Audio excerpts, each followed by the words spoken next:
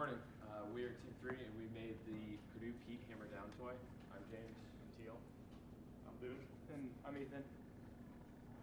So we'll start by talking a little bit about why and how we came to this toy. So we started and we knew that we wanted to make something that was Purdue related and had a Purdue school spirit. So since we knew that Purdue was a land-grant school and John Purdue had a lot of ties to the railroad system, we thought it would be fitting to make a toy that was somehow related to that. So naturally our first idea was to come up and make a toy with somewhat related to the Boilermaker Special. However, after consideration, we realized that one, this toy has been done before, and also there's not much play value that we could integrate into the toy.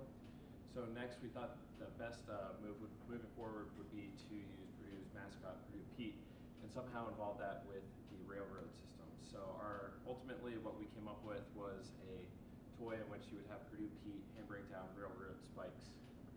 And the next slides will show how that works. Right, so essentially our toy is a model Purdue Pete, and it's interactive.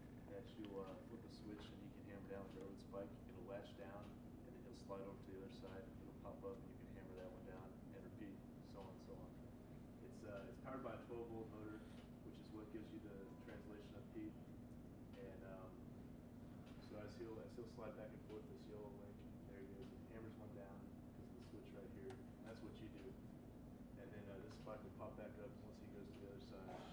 And one thing I want to point out is that the way we had to kind of get a lot of this to work is with springs. So there's springs inside here, which is what reset the spikes. And then there's also this red piece is a latch for the spike. So once you hit it down, it'll latch in, and then the spring will push it back up once that latch is released. And that was one of the issues we ran into, which Ethan and Tia will hit on later, is getting all the springs to the right stiffness and size so that everything kind of function and interface like it was supposed to. Initially, we were going to have like a rock'em sock'em robot sort of idea where you would push down on his head and then that would interact, that would engage the swinging motion. But we figured it would be better to have a centralized switch that wasn't translating like he is all the time, so it's just in one place.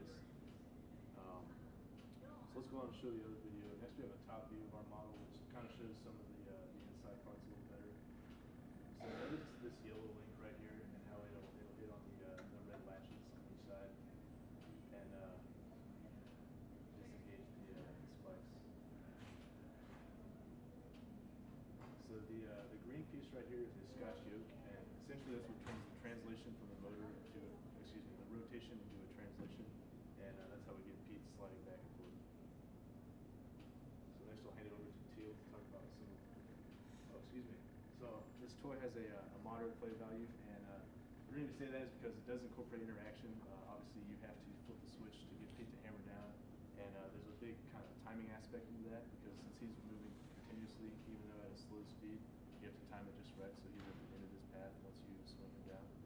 And there is a knob, so the motor is actually adjustable anywhere from basically 0 to 35 revolutions per minute, and so you can kind of increase the difficulty as you so desire.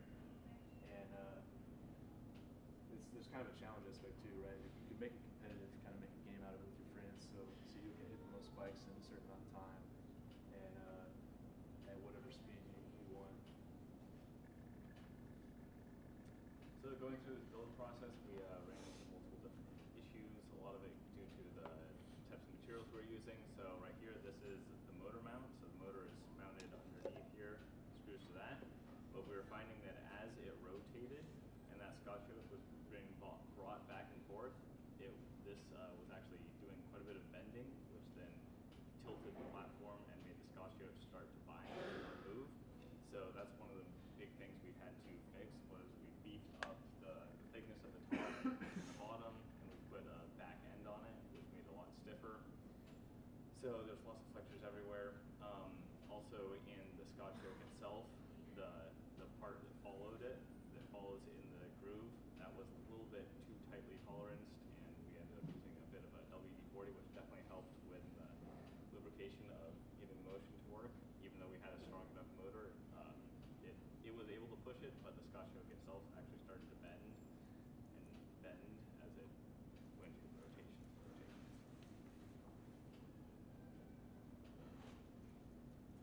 Yeah, so here you can see what Teal was talking about. This was our Scotch yoke design.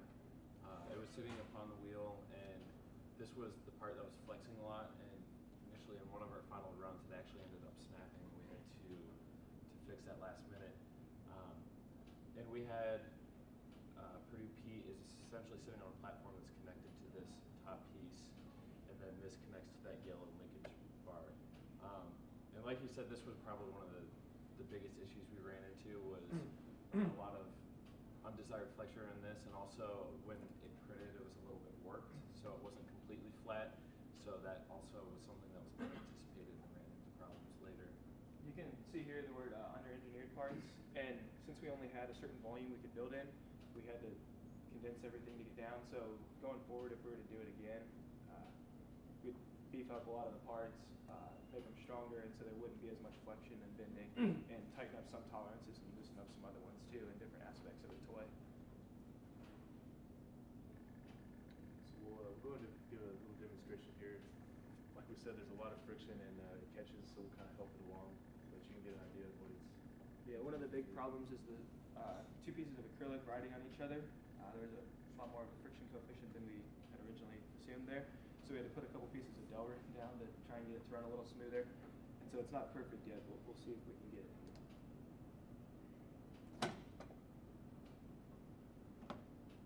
And then that one will pop back up. We can go back and forth and hammer the spikes down. So that's the essential motion of it. But like we mentioned, it didn't work out quite as planned, so we'll show a video of the different mechanisms that we have in there.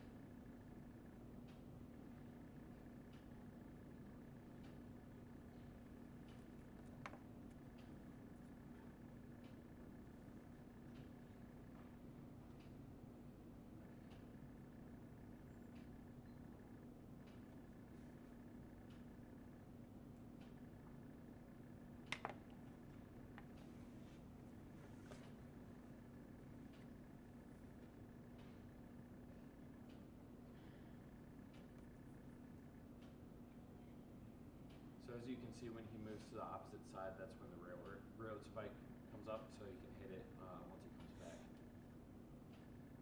And one thing you can notice about Pete is that his arm and his torso actually move independently. So as his torso moves, his arm swings at a faster rate, which gives kind of an articulated motion. It's a little more lifelike and a little more complex.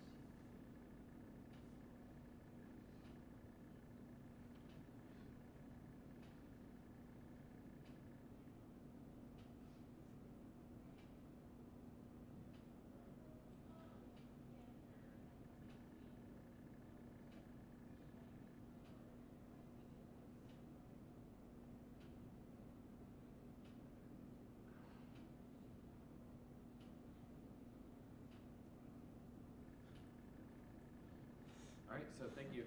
We'd like to open up if you have any questions now.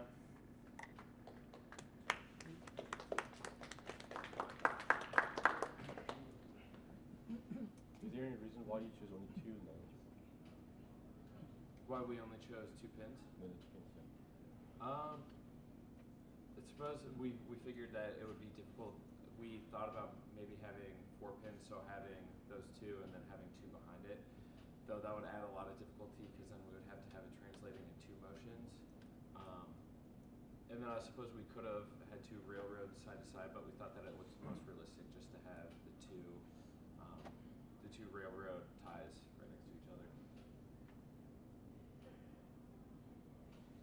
So you mentioned that you had a hard time finding the right stiffness for the spring. So initially, how did you approach finding the proper amount of stiffness? So what we did is, within our budget, we purchased a large group of springs, different lengths, extension and compression, and different stiffnesses. And then it came down to trial and error of putting them in for the spikes and the latches, just to figure out which ones worked best. Yeah, so going off of that, we had to design a cylinder housing that would house both the railroad spike, but also the springs within it. And on one of our initial tests, we thought we had a perfect compression on it.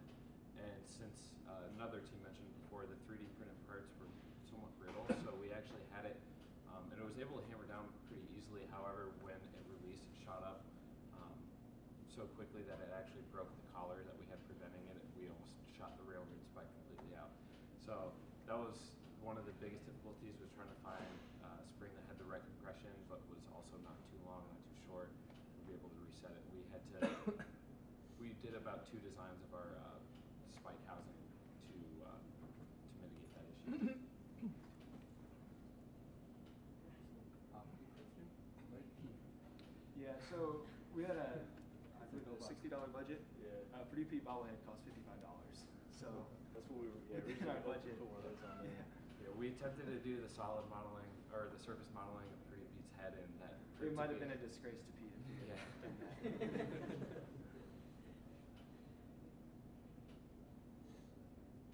Anybody else? It's good that you time this project. If you get it to work, you can put it to something. All right. Well, thank you very Thanks, much, guys. guys.